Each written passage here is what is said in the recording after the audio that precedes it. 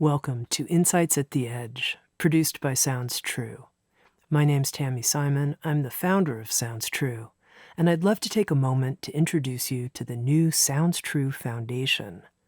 The Sounds True Foundation is dedicated to creating a wiser and kinder world by making transformational education widely available. We want everyone to have access to transformational tools such as mindfulness, emotional awareness, and self-compassion, regardless of financial, social, or physical challenges. The Sounds True Foundation is a nonprofit dedicated to providing these transformational tools to communities in need, including at-risk youth, prisoners, veterans, and those in developing countries. If you'd like to learn more or feel inspired to become a supporter, please visit SoundsTrueFoundation.org. You're listening to Insights at the Edge. Today my guests are Lily Diamond and Rebecca Walker. Lily and Rebecca met in 2009 at Rebecca's Art of the Memoir Masterclass. They spent the next decade developing What's Your Story?, a self-inquiry method that integrates insights from their combined 40 years of personal and political activism, memoir writing, and their practice in Buddhist, Hindu, and Western healing traditions. Rebecca Walker is a best-selling author, lifelong activist, and TV and film producer. She was named one of the most influential leaders of her generation by Time magazine. Lily Diamond is also a best-selling author and a photographer, wellness advocate, and creator of the award-winning blog and memoir cookbook, Kale Caramel. Together, Rebecca and Lily have written a new book. It's called What's Your Story? A Journal for Your Everyday Evolution. It's comprised of 150 questions designed to be answered in as little as 5 minutes or as long as a lifetime. These are deep questions that ask us, that move us in the direction of claiming our narratives as people, and also using the power of our imagination to create our future. Here's my conversation with Lily Diamond and Rebecca Walker. I'm here in Boulder, Colorado from my home, being joined by two new friends, Lily Diamond, who's joining us from Maui, and Rebecca Walker from the Los Angeles area.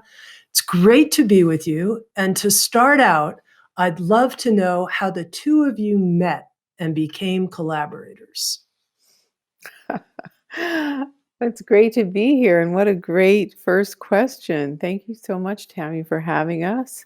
And I think I'll let Lily answer this question. I want to hear her version.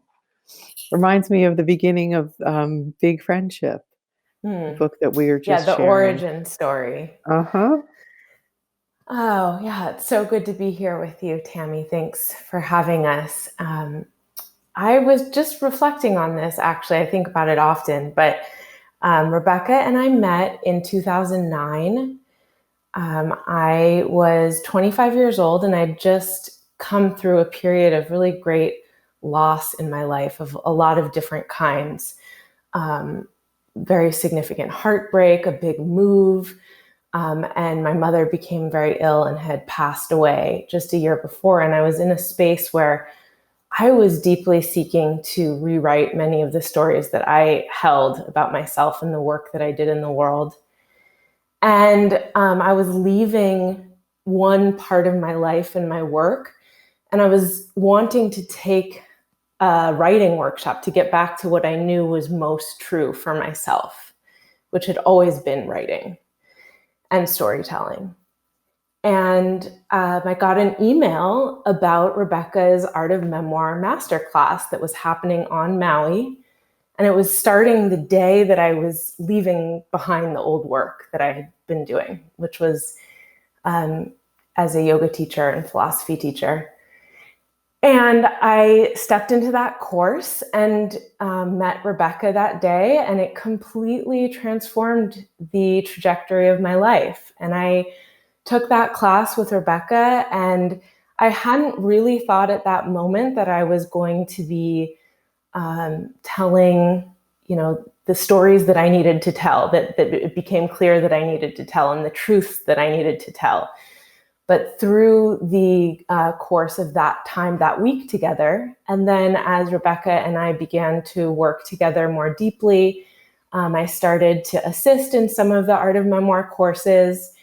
The scope of how we were working together really deepened and transformed. As I was writing new stories for myself, we began to rewrite the story of our relationship as well. And what began as real mentorship, and Rebecca very much still is a mentor of mine, also became a friendship and a collaboratorship. And we started What's Your Story a couple years after that, in 2011. And the past decade has really been this process of cultivating the method of What's Your Story, these questions that bring us to the truths that we carry that are often so hard to name on our own, that can be terrifying to name. And so starting to bring some of those questions together, many of the questions that I asked myself, that we asked ourselves as we moved through the course of our connection and our relationship. So yeah, I'll leave it at that. And Rebecca, please fill in any origin story elements that I may have left out. Well, I think you did a great job. I mean, I would say I was living on Maui, and at the time deep in study with one of my most important teachers, a Tibetan, a Lama from the Tibetan Buddhist tradition, and was not only teaching Dharma, but also figuring out a way to integrate my writing practice with this spiritual practice. And so when I was, so Lily appeared at the very first Art of Memoir masterclass, and so I was in this space of really trying to figure out how I could be most of service to the people who were drawn into this space, and how I could help them to release some of the old wounds and old stories that they were carrying and that were so heavy, on their bodies and their minds through the process of writing. And Lily came in, and I remember her from the very first moment as sort of this kind of tender, light being, very curious, very open, but also someone who was clearly carrying a lot of pain and confusion about where she should be, in her own life. And I was really drawn not just to my sense that I could be of service and help her, but to her, what I saw immediately as her own capacity, her own potential for being able to actually do the work that I was offering, which was to go deep into her story and release it, and to blossom and really come into her own fullness, which is what she has done. And it's been wonderful to sort of watch and co-create our relationship as it's moved from that to where we are now, which is in a deep friendship, and we are now happily co-authors of this incredible book that has really come out of everything we've ever done together. So that's what I have to add to our origin story. Now, that's a little bit about the origin story of the two of you and your friendship and your life as collaborators. But now we get into the origin story of What's Your Story? This actual book of 150 questions designed to be answered in as little as 5 minutes or as long as a lifetime. And there are questions in this book that I read, some of those questions I was like, yeah, that would take a lifetime or 100 journals to answer a question like that. But what I want to know here at the outset, as you talk about the origin of What's Your Story, is would you say that there are principles or foundational ideas that underlie the method of the book, that really underlie this method of self-inquiry? Absolutely. I mean, they are, I would say, that one, um, in order to create a better future for oneself, in order to change, evolve, transform, release, imagine, move into a more fulfilled, aligned, happy, empowered, righteous selfhood, one must honestly, deeply, courageously excavate um, one's story, the thoughts we carry about ourselves, the places we've been wounded, the stories others have told us about ourselves, the everything that we've ever known about ourselves needs to be examined, and assessed based on whether it serves us or injures us, and the process of doing that creates a kind of release from it that opens up a new space of imagination and a new space and potential for changing one's story and embodying a new set of ideas that one has written for oneself, that has not been given to one by one's parents or one's culture. Um, I think that's, for me, one of the most important foundational ideas of the book. Lily, what do you think? Yeah, absolutely. I think there's something to be said also, 2 points that I think are sort of constellations of that central idea. And one of those is the kind of the absolute willingness to be honest and to encounter spaces and ideas within ourselves that may feel very frightening, that may feel like territory that is challenging or confusing, or that leads us, away from the concepts that we've held about ourselves, as Rebecca was saying, for so long, perhaps a lifetime. And to be willing to be honest in that way that is often so difficult for humans, because for a million reasons, but we are fundamentally creatures that seek comfort in so many ways. And during this time, especially that we're living through, to have a kind of a guide that holds us and keeps bringing us back to whatever our truths are, and to know that to cultivate that willingness to continually step into honesty with ourselves first and foremost, no matter how difficult things may be outside or inside. And so I would say that is really at core of the What's Your Story method. And then the other that I would say is just, again, a continuation or expansion of what Rebecca was saying, is that as we do this inner work, it begins to shift the way that we approach every part of our life beyond ourselves.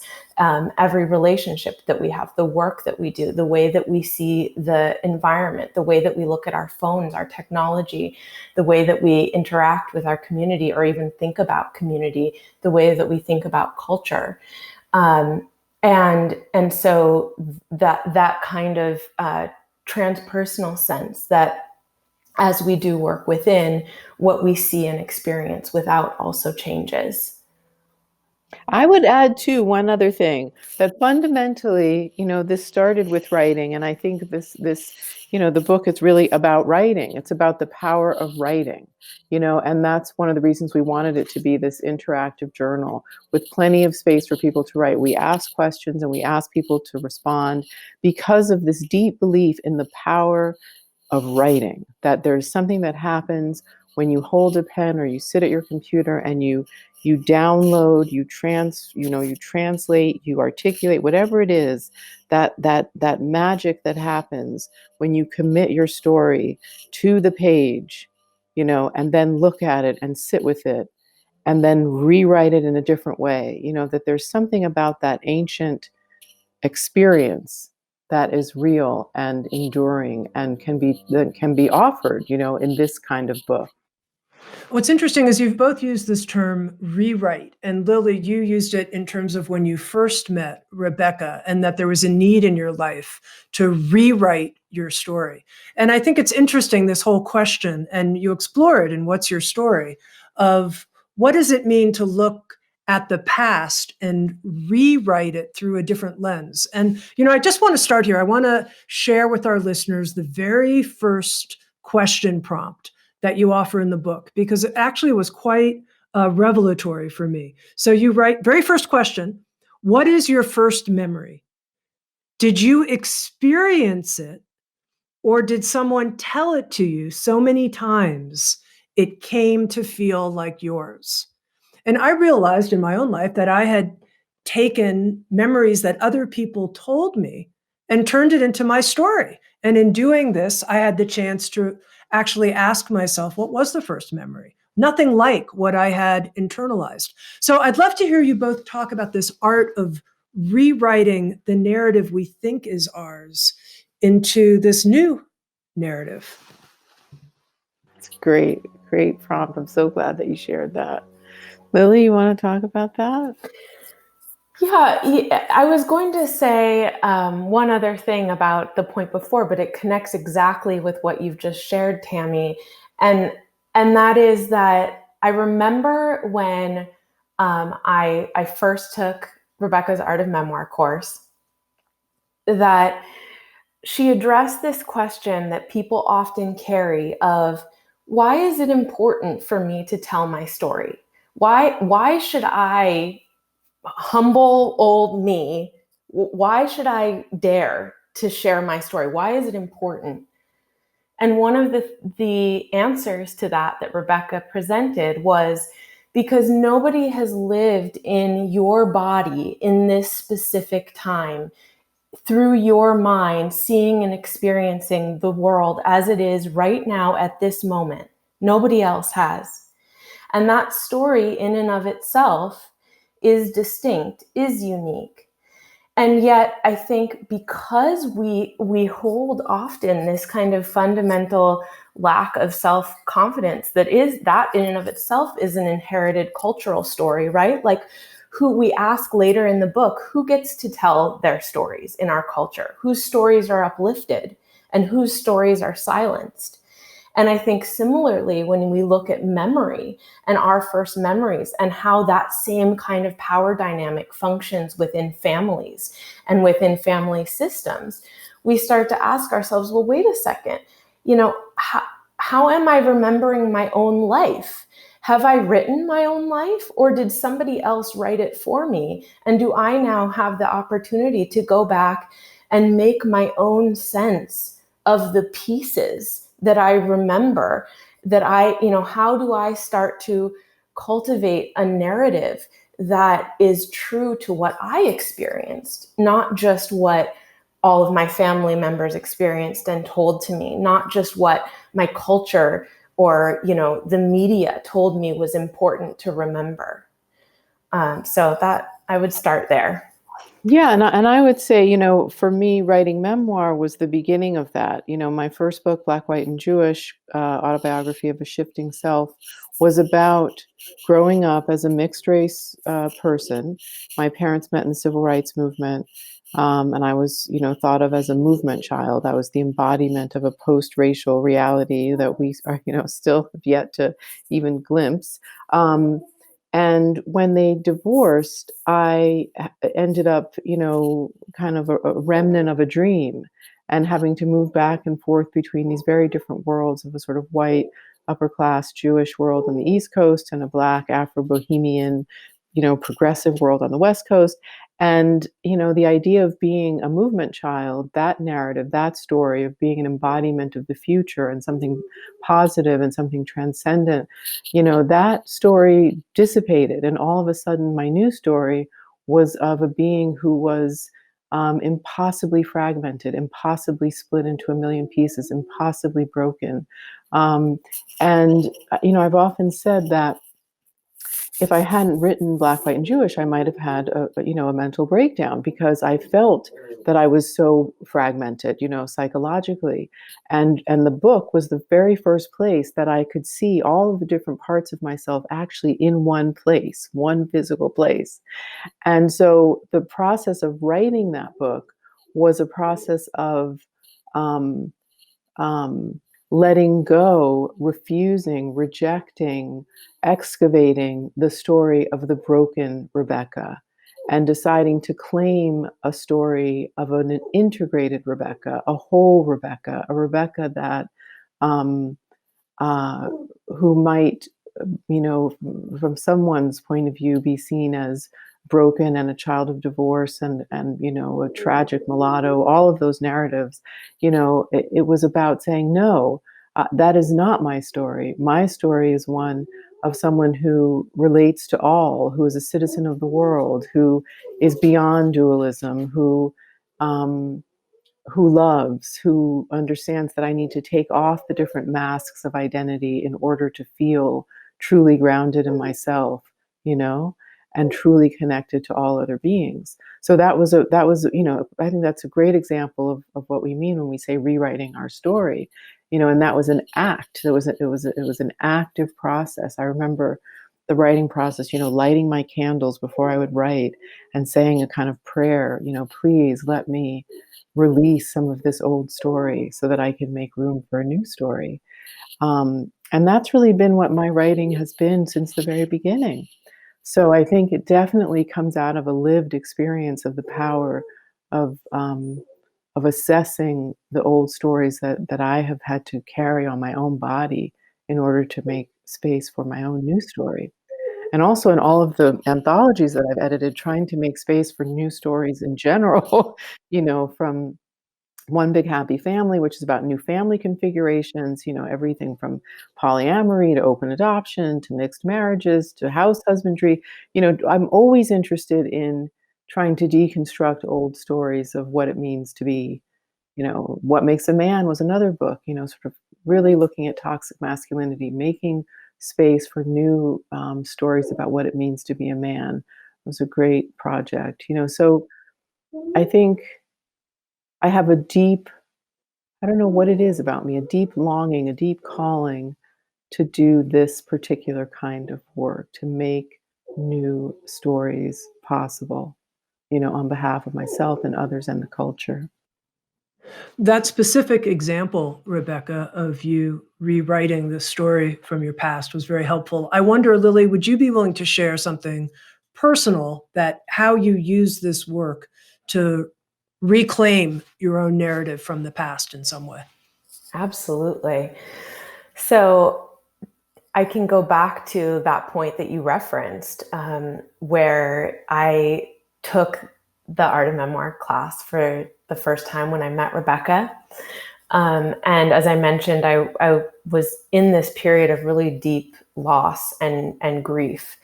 And I was also working through a life experience of knowing that I no longer wanted to be doing the work that I had spent the past 10 years doing, which was studying and teaching yoga philosophy, yoga practice, meditation. And in the process of being with my mother and sort of shepherding her through her illness, she had very late diagnosed endometrial cancer. And as we went through that process together, I began to unravel the stories that I had held for many, many years, my whole life really, about the way that I had been raised, the ideas that I had been raised with. Both my parents were yogis, meditators, in incredible health, really kind of like shining pillars of their community in the most new age way possible, and had studied with great spiritual leaders, and in Buddhism and Hinduism, and I traveled the world, and I in many ways was their consummate child. And I went to Yale, and I studied, and I graduated with highest honors. And during that time, I was also studying to become a yoga teacher. And I graduated, and my highest aspiration was to become a spiritual activist and to teach yoga and to really transform the world in that way. And I spent years doing that. And as I watched my mother encounter her illness and experience her mortality, and come face to face with questioning many of the beliefs that she had held, as she had formed this kind of eclectic spirituality for herself that I had inherited from my parents, I was also made to start questioning these beliefs. How did I really feel about so many of these ideas that I was espousing to hundreds of students a week? How did it really look for me, as a devout yogini, as a devout meditator, as a devout animal rights activist vegan, when everything was pushed up against the wall, when we were looking truly at life or death? What did these ideas mean to me, and what did they mean to my mother? And as I saw her wrestling with them, and as I started to wrestle with them myself, one really big breaking point was my mother had been a vegetarian for most of her life, and at that juncture, I was vegan.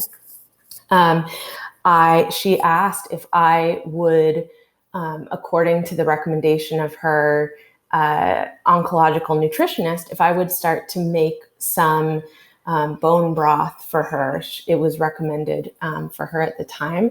And I could see, as she was asking me, she was actually mortified that she was having to ask her daughter, who had become such a staunch vegan, that she was actually, my mother who was dying, was ashamed to ask for this thing. And I looked at her and I thought, I would probably kill an animal if I had to, if I knew that it were going to make you better right now. And knowing that, maybe I don't actually believe all of these lofty ideals that I think I believe, that I've thought I believed for so long. And what does that mean? If so, who am I if I am not these lofty ideals? And so that's just one example, but there were so many ways in which, the way that my mother chose treatment also. She refused chemotherapy and radiation. And that for her and, for myself and for my father, was a very significant awakening for me, to start to question the assumptions that I had inherited about the medical system, the kind of inherent bias that a lot of people in the community that I grew up in held about the medical system. And so as all of this unraveled, and in the wake of her passing, I started to realize that I had to answer these questions for myself. I needed to understand what my story was about, each of these things, the way that I ate, the impact that I had on the world, on the earth, on my community around me, the responsibility that I had held as a teacher, and how I wanted to teach and how I wanted to reach the people around me. And fundamentally, what I believed was true. and how honest I was willing to be with myself about those truths. And I found that I actually hadn't been willing to be that honest, that I had been spiritual bypassing a lot. I'd gotten real good at it. And that doing that kind of, leaping over the truth to get to more convenient spaces of identity had done me great disservices and had disallowed me from really writing my own story. So that's a bit of that. Mm-hmm. That's good. It's helpful, making it real. Some of the questions in What's Your Story have us looking back at our life. How are we rewriting whatever story we've told to date? A lot of the questions have us looking forward, writing as a creative act, as an act of invoking, bringing forward what we might want to create in our life. I thought this was really interesting. It's in the final section of the book, in the Twilight section. You write this question for people to respond to. How do you define a life well lived? And I thought, God, well, that's a really good question, because however I define that is going to have a lot to say about how I live the days or decades left of my life. So I'd love to hear you both talk a little bit about how working with What's Your Story helps us actually create our future. Well, I think that's a great prompt to share. Anyone who knows me knows that I say often that I want to die a good death, and that understanding that I want to die a good death helps me to live my life every day more meaningfully and more in alignment with what's important. And I think that dying a good death and knowing what's important to us is something that we each have to find out for ourselves through a deep inquiry, through deep reflection on what really matters. At the end of the day, when your eyes close for the final time, you know, what do you want to have given? What is important to leave behind? What will give you peace? What will allow you to just let go because you know you've done it all? And it takes um, real honesty um, and figuring out. I mean, it's very pragmatic. You really have to figure it out. It's not like a mystical thing, it's more of an equation. I happen to know that I need to know that my son is okay, that I have done everything I can for my son. I need to know that I have, shared every gift that I believe I hold with as many people as possible. I've done my work. I believe that my partner needs to feel safe. I believe that I need to have taught my students well. I believe that I need to have served my parents in the way that they served me. And those are things that I have come to after a lot of deep um, introspection. And I think that this whole journal, that our the book that we're offering, helps people through step by step to finally be able to look at themselves deeply and to figure out the answers to those questions. What do I need um, to feel free at the very end? What is this life for? And so I think, that's really what the book, it leads up to that for a reason. We want ultimately people to die good deaths, and we want to help them. We want to help them die good deaths, because when you're ready to die a good death, that means that you've lived a good life, you know? Um, and so hopefully the book will help people to imagine what living a good life looks like. And it's not just buying, nice cars and houses and, making whatever la la la trinkets. It's about understanding what's really, really satisfying to our souls and our psyches as human beings, what's meaningful.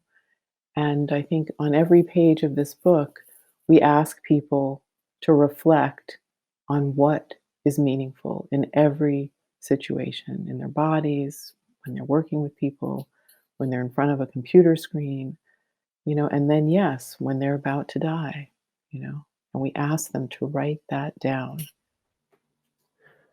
Let me just share a follow-up question for a moment here, Rebecca. Mhm. What about you write down, this is my definition of a life well lived. Mhm. And in that process, you're also reflecting on how you're currently living your life. And there's a gap. There's a painful gap. I could imagine that's when you put the book down and go do the, I'm not sure when you Cry. return. Yeah, when you return to it. What would you say to that person in the process of going through what's your story, who encounters that in answering some of these questions? Well, we say, fantastic. That's exactly what you should be going through. This is not easy. This Yeah. is this is a process. This is a method. We've been doing this for a long time, and that's exactly what we want. Put it down. Carry the question with you. Cry if you need to. Ask people what they think is what they think a good life is. What they think you particularly specifically bring to them. you know, Meditate on it. Um, you know, Sit with that question until something comes up. I think we both have deep belief and faith in um, the truth that the answer is within if you just allow it to emerge and to sit with whatever comes up, with a kind of fearlessness. It could, rage and, I want to do all of these terrible destructive things, and that'll pass, but more and more, the more you're comfortable with sitting in the discomfort, the more likely those small voices will come to you. I actually, what's important is this, and even though this person told me that wasn't important, this is actually what feels right to me. And those are those moments that then you go back to the book and you write them down, and slowly, slowly, slowly you have more of those little moments and less of the, oh my God, I have no idea moments. That's what the book is for. Yeah. And Yeah. I think too that to the person who is sitting with that painful gap, as you said, Tammy, to believe and really hold to the truth that we know that change is possible because it is inevitable, right? We know that there is no escaping that there will be change in the coming, moments, days, weeks, months. And to know that even becoming aware of that gap, of that distance, just like me starting to just even becoming aware of that shift, like, oh, maybe the things that I thought I believed, I don't, and how painful that was. But to even have that knowledge as a seed is a harbinger of what is to come, of some change that is to come. Mm-hmm. Now, Lily, Rebecca answered a little bit about how do you define a life well lived. What's your answer to that? Of how I define a life well lived? Oh, goodness.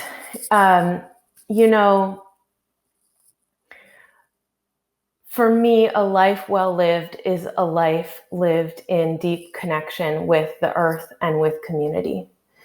And to, at the end of my days, know that I have, as the human imprint on this earth and in the communities around me, done all that I could to protect life, to nurture life, and to ensure that in the spaces, the communities, the relationships around me and on this earth, that new life to come is possible in the most functional, realistic ways, in terms of the livelihoods, the health of the people around me, the people that I love, the ability that people have to care for themselves, to breathe clean air, to have clean water, that there is some transformative and enduring sense of righteousness and equity. I'm reminded right now, I'm thinking of actually Hawaii's state motto, which is Ua mau ke'ea o ka'aina I ka pono, which means may the life of the land be perpetuated in righteousness. And I think about that a lot. It's, there are words that I was given. It's a story I was given very early on. And for me, it's a story that I think does inform every day of my life and the way that I think about how I live on the land and how I steward the land and the people on it and the people that I love. Well, Lily, it's interesting that you bring up this passion for the earth. It was a very profound section of What's Your Story, the section on nature and place. And there are a couple of prompts I'm going to throw out here for our conversation. You ask, what changes do you expect to see on Earth in your lifetime? If our planet becomes uninhabitable, for instance, what will you do? What actions will you wish you had taken?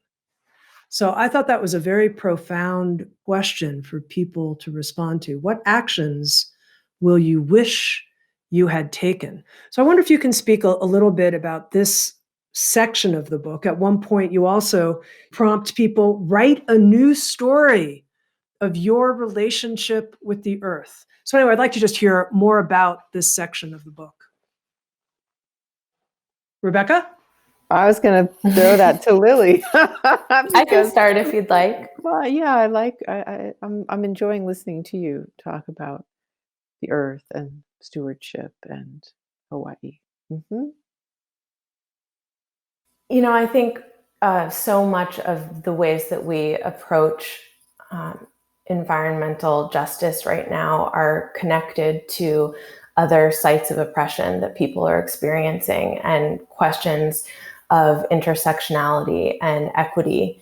And so for me, this chapter is really about how do we understand our relationship to the earth? How do I write a new story that is a story of my caring for and nurturing this earth that gives and gives and gives, whose resources we think of as infinite, and yet we know that they are not. We know that they are expiring rapidly, if not, that they've already expired to some extent. And so starting to shift the story that I tell about my consumption as really, not in a way that is meant to be a burden or suddenly, have everyone walking around in a state of panic, but actually as a means of empowerment, of writing a new story of the way that I relate to nature that involves, I'm thinking of the way that Robin Wall Kimmerer talks about the language or the grammar of animacy in her book, Braiding Sweetgrass. And there's a story there of giving each inanimate object, that we consider as not having life because we've placed human life at the top of the hierarchy. But of giving stones and trees and, sky and clouds and water, giving it its own grammar of aliveness, its own life. And when we stop placing ourselves, our own human lives at center, and that also means looking at the hierarchy of, whiteness and white supremacy and how that has affected questions of environmental and climate justice, and how communities of color are disproportionately impacted by the environmental crisis. When we look at that and we look at giving everything life, everything meaning, we really start to decenter both whiteness and humanness, and then we have no choice but to rewrite the way that we see ourselves in relationship to Earth. So that's something that I think about and really seek to practice continuously. And then it sort of inevitably bleeds over into small things, small actions, carrying utensils with me all the time, not, just the small actions that for me feel like, okay, I've done little bits of things every day, even as I'm seeking justice on larger scales for the earth. Phew. Right. And mine are very simple. I mean, they're all of that beauty. And then I often think when I'm rewriting my story with the earth about, I want to plant more trees. I want to grow collard greens. My mother keeps trying to get me to grow collard greens in terracotta pots outside, and I can't quite get it together to do that.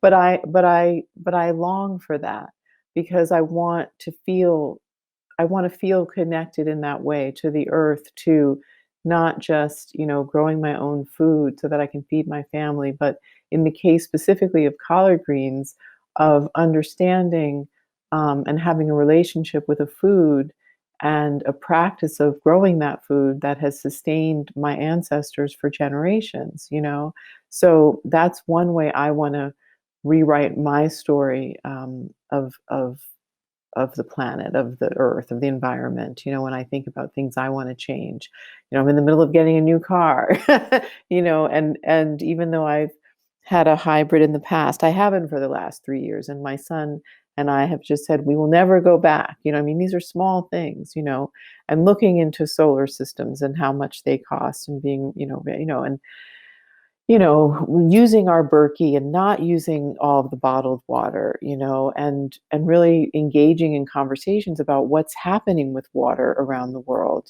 and the privatization of water, and, being aware of the ways in which the earth and its resources are being commodified, and thinking about how they really belong to all of us. And we are now being made to pay for it all. And so many people are being deprived of those resources that belong to them. The earth, we belong to the earth, and the earth belongs to us. It is all one. We are the earth.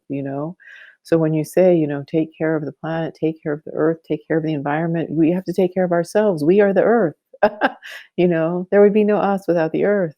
So, rewriting that story has been and it's an ongoing process for me. Um, there's a lot of thought about consumption. There's a lot of thought about how can I be more aware in every moment of how my actions are impacting this earth, you know, and that's no small feat. That's moment to moment, That's from how many electrical gadgets I have plugged in, that are emitting EMFs and draining various electricity grids that are somehow, being created magically somewhere else. I mean, it's every moment trying to consider what it all means, what everything I do means. So, mhm. Now, you've both pointed in different kinds of ways to how it takes a certain kind of honesty or truth-telling capacity to get in there with these 150 questions and really do this work. And then I also pointed out how we have to be able to stay and hang in there with the tragic gap in our lives from the life we want to be writing and the life we're actually living, and work with that. What other qualities or capacities do you think it takes to actually engage at the level of depth that you're proposing here with what's your story? What does it take? Mhm. I think fundamentally it takes imagination, and that imagination is something that during times that are, when we are collectively questioning so much about ourselves, who we are, our direction as individuals, as community, as a nation, that it is hard to generate the kind of will to imagine a different set of circumstances, a different sense of who we are and who we could be. There's a defiance, a resistance in being willing to imagine, being willing to imagine a new reality for ourselves. I find it's very difficult for myself. One of the personal challenges that I have lived with over the past many years is a really deep longing for partnership. And it's something that has come into my life in waves and fits and starts, I suppose you could say. And I find that there's a way in which the longer I live without, the harder it is for me to imagine the kind of deep partnership and relationship that I want, that I know is possible, that I know and that I am fully, ready and willing to live in and to receive. But the imagining of it becomes more difficult.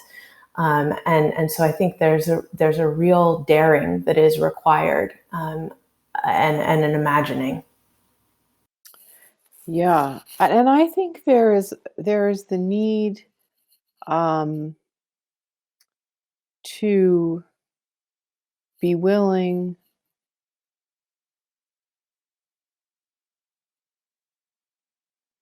to abandon everything, to release everything that you know to be true, everything that you think is correct.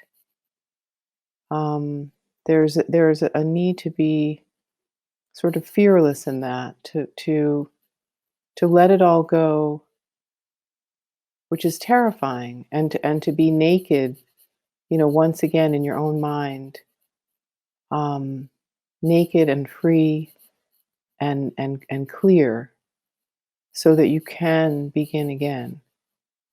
Um, but that practice of letting go um, is very arduous. It's not easy. But if you want it, if you want the new birth badly enough, you can do it. you know so I think you have to have desire. You have to be done with living in a way that feels terrible, with holding on to a story that doesn't suit you. You have to be done with it. And in that exhaustion of it, that I don't want this anymore.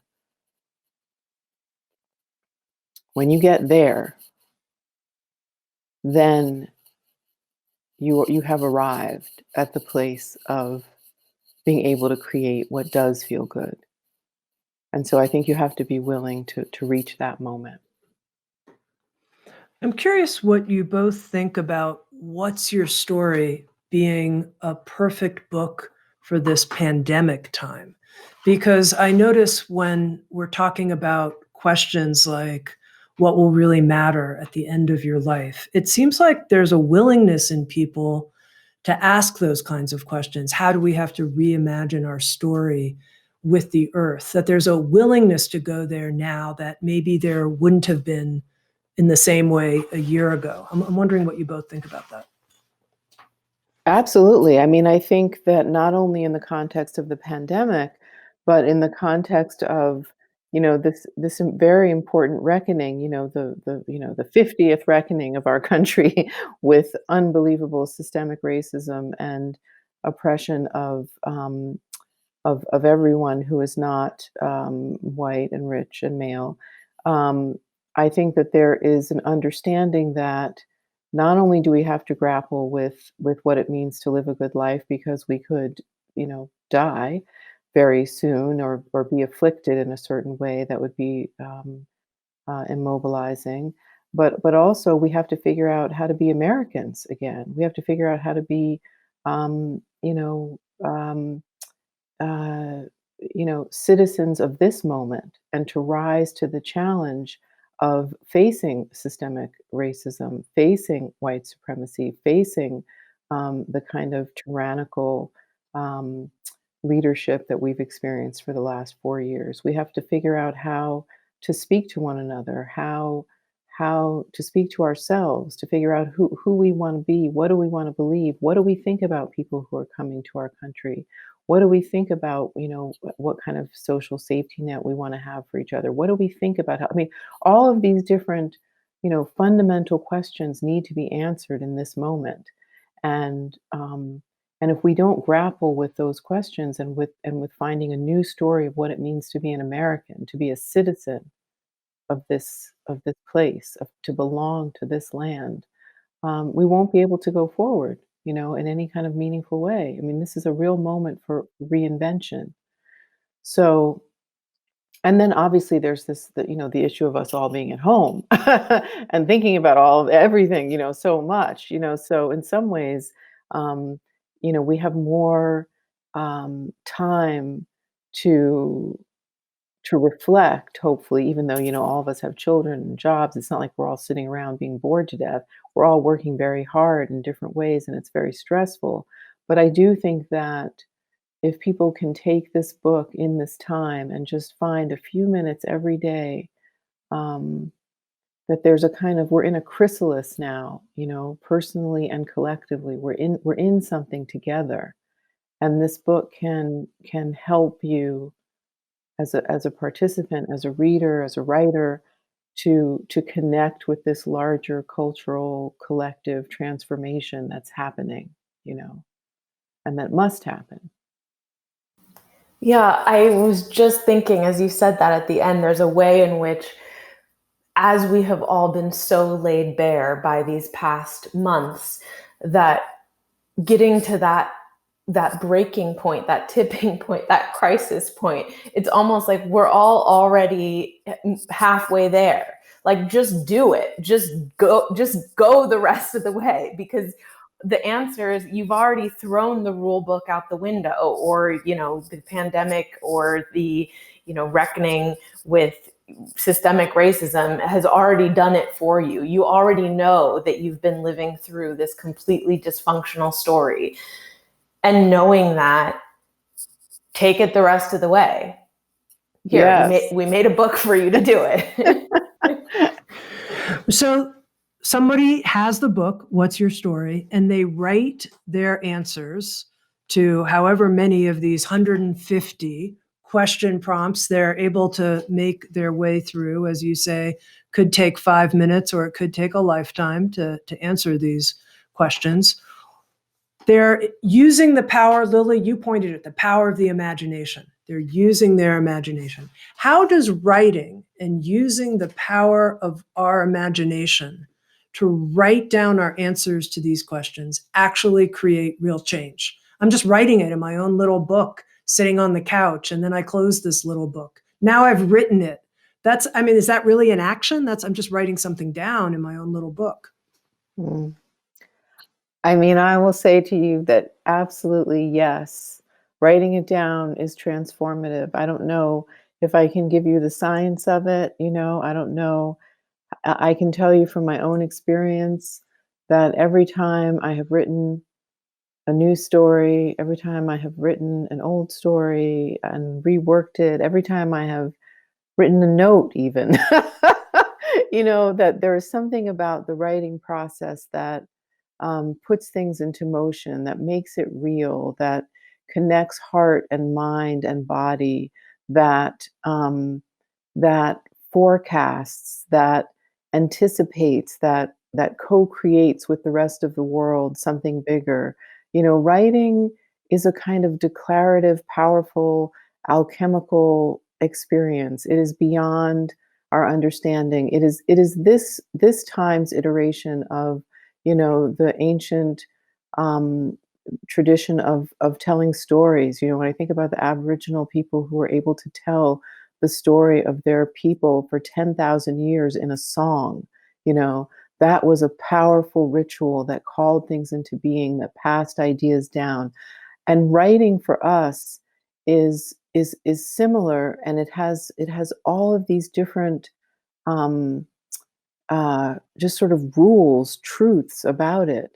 And I think that one of the reasons that we wanted to do this book is that we wanted people to be able to not only, do that act, write that down, but to have it with them, to have this writing to refer back to again and again as a talisman to remind themselves of what they committed to, of what they envisioned.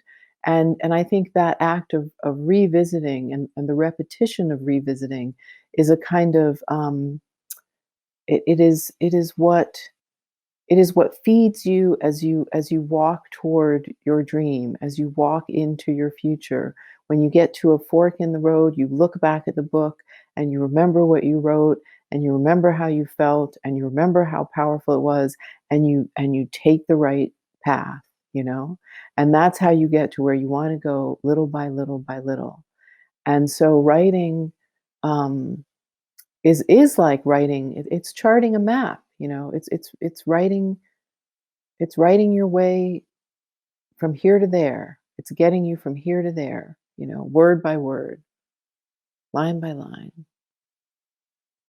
Yeah, I to continue Rebecca's thought about the holding the book as a kind of talisman once they've moved through it, I'm thinking too about how nations are created, how belief systems, how religions are created. They begin with the act of writing a constitution, writing a testament, writing a code of thought or theory or belief, and to know that working through this book, you are writing your own constitution, you are writing your own testament, you are writing the core principles of your truths, of your past, your present, and your future.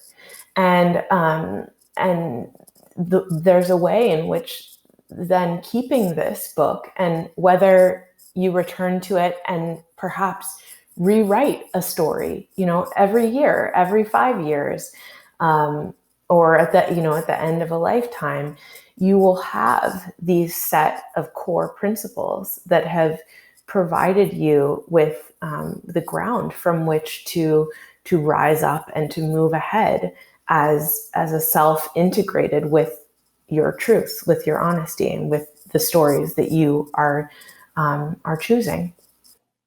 Okay, just a final question for you both. The subtitle of What's Your Story is a journal for everyday evolution. What do you mean by everyday evolution?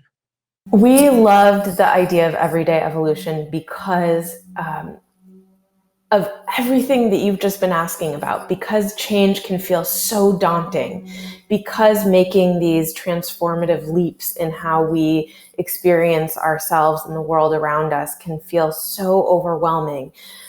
To know and to be able to rest in the knowledge that every day we are changing, every day change is inevitable, every day I am becoming someone new, every day I am writing a new story. I am evolving. And so in this knowledge that every day I am evolving, I'm going to, carve out the space to explore, to document some of that, to write some of that evolution down. So that for me is everyday evolution, manageable. Yeah, manageable. And also, that it's very we know we need to evolve as a species. And when I say we need to evolve, I mean we need to um, we need to learn how to be better. We need to learn how to be more compassionate, more patient, more loving, more integrated with the earth. We need to have a better story, you know, of our role and our responsibility and our experience. Um, we need to move toward a higher sense um, of being, a higher level, a higher, as we used to say, a higher vibration, you know, and telling the truth and writing a story that is more aligned with a more evolved version of ourselves is a way to bring us there. And so, we see the book as um, a way to evolve yourself. To you don't need anyone else. You have it within you. Sit with this book, sit with your mind, sit with your body, Think about where you want to be. Let go of the old. Open yourself to the new or to the ancient, and just grow, be bigger, be better, evolve. My code language for the book, not your average journal. Yay! We would often be reading the questions to each other and just start laughing, imagining, the person picking up the book for the first time, thinking they were, holding your average guided journal and encountering this question that would just completely lay them bare. Exactly. This is a future-powered, power-packed journal. What's your story? A journal for everyday evolution. I've been talking with Rebecca Walker and Lily Diamond, the co-authors of this new Not Your Average journal. As you said, it's time. Let's go all the way. Let's take it all the way with Take it all the way. this book. Thank you both so much for being with me here on Insights at the Edge. Thank you. Thank you so Tammy. Much, Tammy. This was wonderful. What a wonderful conversation. Thank you. Thank you so much. Thank you for listening to Insights at the Edge. You can read a full transcript of today's interview at soundstrue.com/podcast. And if you're interested, hit the subscribe button in your podcast app. And also, if you feel inspired, head to iTunes and leave Insights at the Edge a review. I love getting your feedback, being in connection with you, and learning how we can continue to evolve and improve our program. Working together, I believe, we can create a kinder and wiser world. Soundstrue.com, waking up the world.